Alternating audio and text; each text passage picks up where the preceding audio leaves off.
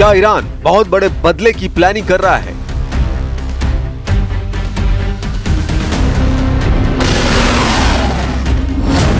क्या खामेनी के लड़ाकों की जद में 14 देश आ चुके हैं?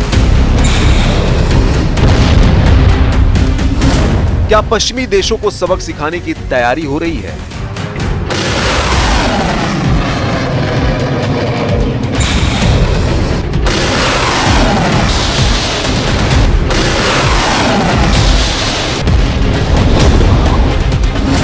चौदह देशों पर चला खामेनी का खुफिया खंजर।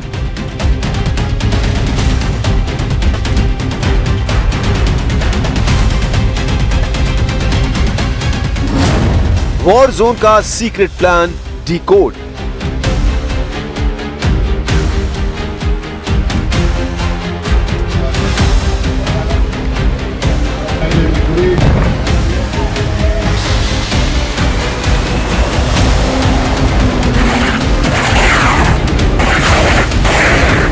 इस वक्त दुनिया पर तीसरे विश्व युद्ध का साया मंडरा रहा है, क्योंकि रूस और यूक्रेन के बीच जारी भीषण जंग के बीच पश्चिम एशिया से एक ऐसी लहर उठने वाली है जिसने अमेरिका और ब्रिटेन समेत 14 देशों में हड़कंप मचा दिया है।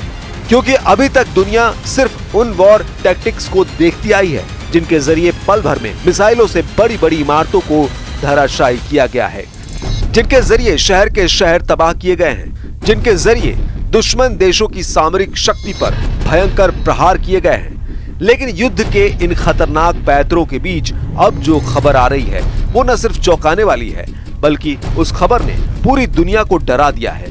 क्योंकि इस खबर के केंद्र में है ईरान, इस खबर के केंद्र में है सुप्रीम लीडर आयतुल्ला खामेनी, यानी वो शख्स जिसने इजराइल अमेरिका के साथ हुई 12 दिन की जंग में भारी नुकसान को सहा है।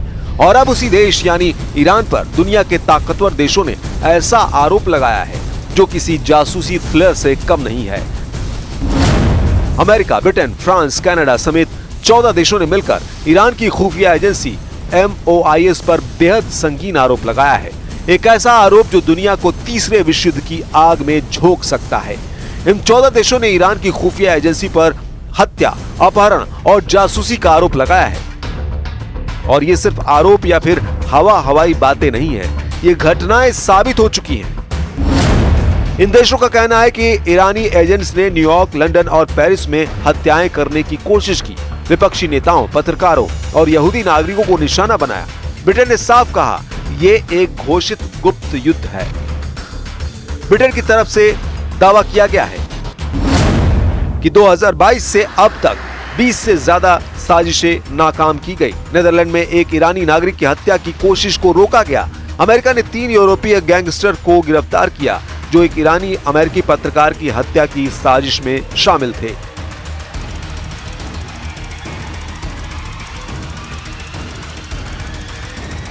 लेकिन ये मामला सिर्फ आम लोगों या पत्रकारों की हत्या की साजिशों से ही नहीं जुड़ा है।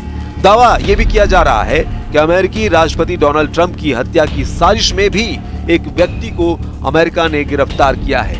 इन देशों का कहना है कि ईरान की खुफिया एजेंसी अब अंतर्राष्ट्रीय अपराधी गिरोहों के साथ मिलकर काम कर रही है और ये सब हो रहा है यूरोप और नॉर्थ अमेरिका की धरती पर, यानी सीधे राष्ट्रीय संप्रभुता का उल्लंघन। ईरान पर लगा ये आरोप बेहद संगीन है, लेकिन ईरान अपने ऊपर लगे सारे आरोपों को बेबुनियाद बता रहा है। ईरान का कहना है कि ये सब फिलिस्तीन में हो रहे नरसंहार से ध्यान भटकाने की कोशिश है। लेकिन जिन देशों ने ईरान के ऊपर आरोप लगाया है वो एक सुर में ईरान के इस सीक्रेट वॉर को दुनिया के सामने बेनकाब कर रहे हैं। America, Britain, France, Canada, Germany, Australia, New Zealand, Netherlands, Sweden, Norway, चेक गणराज्य, एस्टोनिया, अल्बेनिया और लातविया, ये सभी देश अब एक सुर में कह रहे हैं कि ईरान की खुफिया एजेंसी MOIS इंटरनेशनल लॉ की धज्जियां उड़ा रही है। दावा किया जा रहा है कि ईरान की सीक्रेट सर्विस MOIS ने न सिर्फ सरकार विरोधियों को टारगेट किया, बल्कि आम एक्टिविस्ट, यहूदी नेताओं और एक्स मिलिट्री पर्सन को भी निशाने पर लिया। ब्रिटेन ने इसे डिक्लेयर्ड कोवर्ट वॉर कहा है और अमेरिका ने न्यूयॉर्क, लंदन और पेरिस में हुई हत्या की कोशिशों के दर्जनों केस पेश किए हैं। ये कोई थ्योरी नहीं, ये वो हकीकत है जो अब दुनिया के सामने है। एक खुफिया जंग जो अब खुलकर लड़ी जा रही है। उन हमलों के जवाब में जिन हमलों से ईरान को ढहाने की कोशिश की गई, जिन हमलों से ईरान की संप्रभुता को अमेरिका की तरफ से चैलेंज किया गया।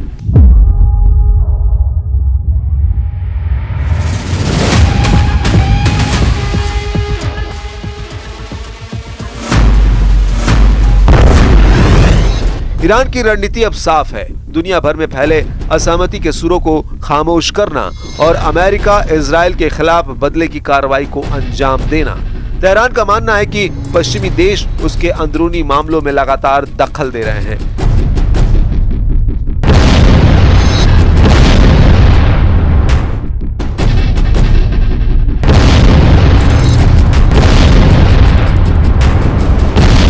चाहे वो महिलाओं के हिजाब आंदोलन हो या न्यूक्लियर डील। इसी सोच के तहत ईरान की खुफिया एजेंसी MOIS और कट्टर सैन्य संगठन IRGC अब उन एक्टिविस्ट, पत्रकारों और पूर्व सैन्य अधिकारियों को रिमोटली खत्म करने की कोशिश कर रहे हैं जो यूरोप और अमेरिका में बैठकर ईरानी शासन के खिलाफ आवाज उठा रहे हैं। हाल ही में IRGC के पूर्व अधिकारी ने बताया कि उन्होंने विदेशों में विरोधियों की हत्या की निगरानी की, स्पेन के आतंकवादी गुटों को पैसे देकर पेरिस में ऑपरेशन चलाकर और यहां तक कि फ्रांस को धमकी देकर अपने एजेंट को छुड़वाया। ये कोई छुपी हुई रणनीति नहीं बल्कि एक खुला ऐलान है कि ईरान अब अपनी लड़ाई सीमाओं के पार ले गया है और उसका मकसद है खामोशी से लेकिन बेरहमी से विरोध को मिटाना।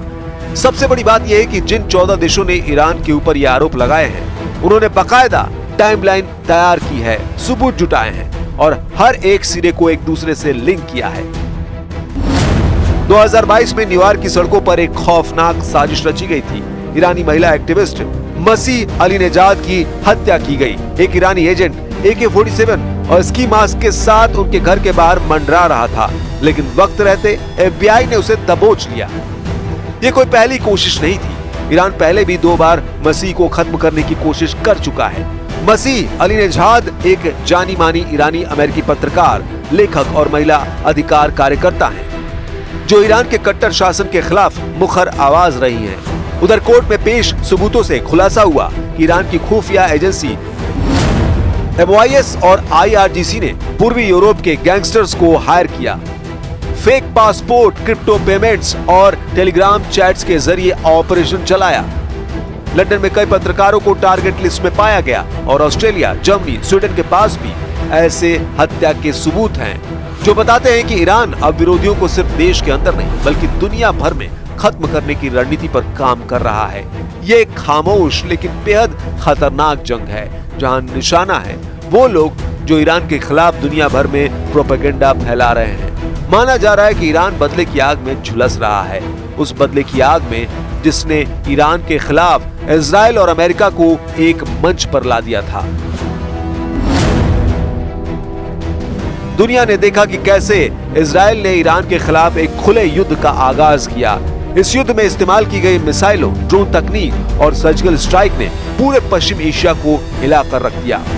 इजराइल ने ईरान के न्यूक्लियर ठिकानों और सैनिक कमांडर्स को निशाना बनाया, जबकि ईरान ने 450 से ज्यादा मिसाइलें और 1000 ड्रोन हमले किए, जिनमें तेल अवीव और हाइफा जैसे शहरों को नुकसान पहुंचा। अमेरिका ने भी इस संघर्ष में एंट्री ली और 21-22 जून को ईरान के 3 न्यूक्लियर फैसिलिटीज फोर्दो, नतांज और इस्फहान पर हवाई हमले किए गए। लेकिन जब इजराइल पीछे हटा और अमेरिका ने डिप्लोमेसी की राह पकड़ी तो ईरान ने मोर्चा बदल लिया। अब वो खुली जंग नहीं बल्कि प्रॉक्सी रिटेलिएशन के रास्ते पर है।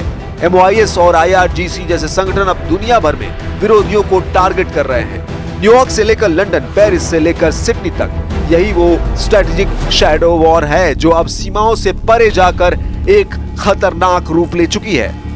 अमेरिकी राष्ट्रपति डोनाल्ड ट्रंप ने ईरान को साफ चेतावनी दी है, हर हरकत पर हमारी नजर है। अगर हमारे नागरिकों को कोई नुकसान पहुंचा तो हम सिर्फ निंदा नहीं, एक्शन से जवाब देंगे। इस बयान के बाद अमेरिका की इंटेलिजेंस एजेंसियों और होमलैंड डिपार्टमेंट ने एक विशेष ऑपरेशन ग्रुप तैयार किया जो दुनिया भर में ईरानी गतिविधियों को ट्रैक कर रहा है। ट्रंप की नई यूनिलैटरल सिक्योरिटी डॉक्ट्रिन के तहत अब अमेरिका किसी भी हमले के जवाब में सीधे उस देश को टारगेट कर सकता है, यानी अकेले, बिना किसी और देश की मंजूरी या साथ के।